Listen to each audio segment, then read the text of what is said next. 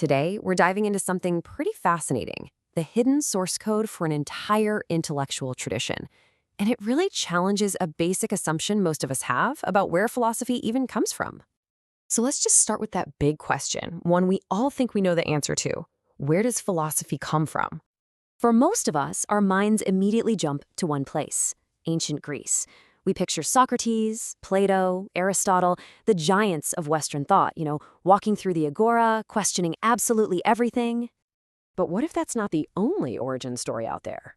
What if, for a major world tradition, the absolute command to think, to reason, to philosophize didn't come from challenging the gods, but came directly from God?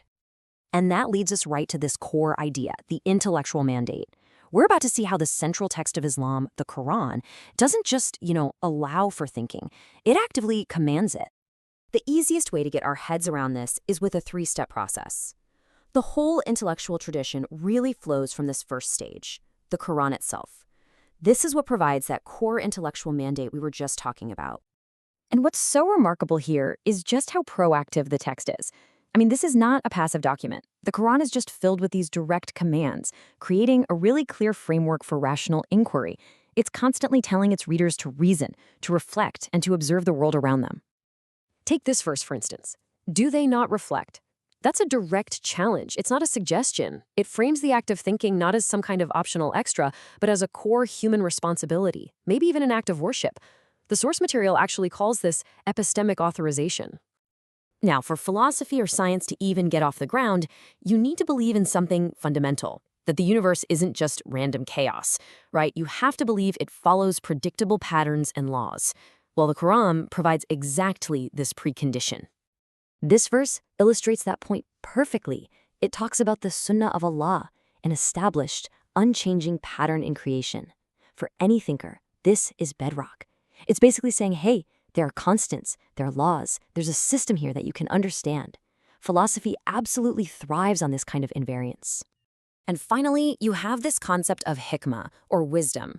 The Qur'an repeatedly pairs wisdom with revelation, framing it as a divine gift. And this is so crucial, because it means rational insight isn't seen as some foreign idea from the outside, but as something integral to the divine message itself. Okay, so if the Qur'an gave the mandate, the why we should think, how did that turn into a practical working method? Well, that brings us to the prophetic framework. So we're back to our little pipeline here, and now we're focusing on step 2, the Sunnah. Now, broadly speaking, this refers to the teachings, the actions, and the sayings of the Prophet Muhammad, and it really acts as the operational framework, the how-to guide for the Quran's mandate.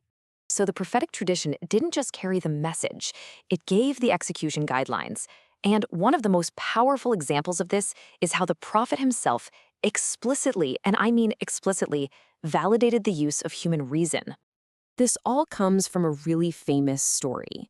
A companion named Mu'adh bin Jabal was sent to govern Yemen, and the Prophet asked him, "How will you make your judgments?" Mu'adh laid out a crystal-clear hierarchy. First, the Quran, then the Prophet's tradition. And if he couldn't find an answer in either of those, he said he would exercise my own reason. And the Prophet didn't correct him, he approved. This basically established a legitimate model for governance that weaves revelation and reason together. The term Mu'adh used was ijtihad, and this isn't just, random thinking. It's a formal concept. It means the disciplined exertion of your mental faculties to find a solution. It is, for all intents and purposes, sanctioned rational judgment. And the culture actively set this up in contrast to its opposite, taqlid, or blind imitation. The source material is very clear that uncritical following was a bad thing. The real emphasis was on reasoned analysis and taking intellectual responsibility, not just mindlessly repeating what came before. So what you start to see is the formation of a real culture of inquiry. The Prophet would entertain these deep, deep questions about the nature of the soul, creation, ethics. He encouraged people to seek all kinds of knowledge, not just religious law. And all of this provided the raw material, the data, if you will, for generations of philosophical reflection. So, what happens when you combine the Qur'an's command to think with the Sunnah's framework for how to think? Well, you get a really powerful conclusion about where this whole intellectual engine truly came from. So here's the crucial point, the main argument.